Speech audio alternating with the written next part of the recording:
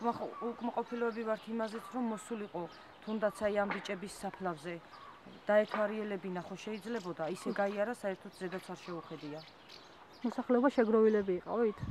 დიახ, შეგროვილები ვიყავით, ველოდებოდით, არ გვეგონა თუ ისე გაივლიდა, რომ არ მოვიდოდა იმ ბიჭების საფლავზე და პატივს არ მიაგებდა. რაც ომი მოხდა და მომერიალზე ფეხიც არ შეუდგია იქა, არ დაუთვალიერებია ის ბიჭები მაგას. როგორ არის შვილო, მაგრამ ხანწყალი არა გვაქვს. რომელ ჩიტზე გეუბნებით? ის წვეთოვანი ისინი დააყენეს. წვეთოვანისა ჩვენ არაფერი არ გვეხება და ჩვენ არაფერი არ ვიცით.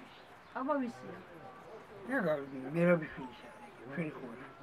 მოსახლეობა არ იყენებს იმას? მოსახლეობა არაფერს არ იყენებს იმასო და წვეთოვანი ისინი დააყენეს. ეგენი მათია და ეგა მერაბიშვილის ამი მათია და ჩვენ ამ წვეთოვანი ჩვენ არ ისინი დააყარიელა ის ჩიტილის პანი. ის იყო შვილო თავანტია. თავანტები დავიწყო. გლეხებზე წაარდეს 200 ჰექტარი, საკუთარი მიწები წაარდეს, რაკილი მიწები. გააერთიანეს და რაღაც კომპლექსი შექმნეს. 40 ტონა კომბოსტოს რო ადამიანი გაიტანს და გადაყრის, არანაირი რეალიზაციის საშუალება ჩვენ სოფელს არ ქონდა.